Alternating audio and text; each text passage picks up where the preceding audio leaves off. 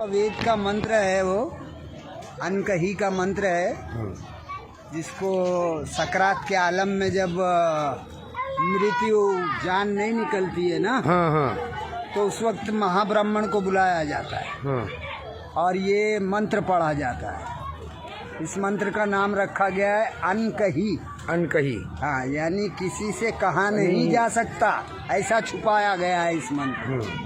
और वो मंत्र इस तरह है कि ला इलाहा हरणी पापम, ला इलाहा हरणी पापम इल्लल अम्बा परम पदम, और जन्म वैकुंठ प्राप्ति, जन्म वैकुंठ प्राप्ति प्राप्ति, तो जपे नाम मुहम्मदम सल्लल्लाहु अलैहि वसल्लम। इसका अनुवाद हुआ ला इलाहा हरणी पापम।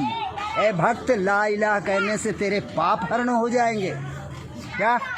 इल्लल अम्बा परम पदम, और अल्लाह को पैदा करने वाला मान लेने से तुझे परम पदवी मिल जाएगी। और जन्म वैकुंठ प्राप्ति, और हमेशा के लिए स्वर्ग प्राप्त करना चाहता है, जन्नत हासिल करना चाहता है, तो जपे नाम मुहम्मदम, तो मोहम्मद साहब के नाम वाला कलमा जप ले।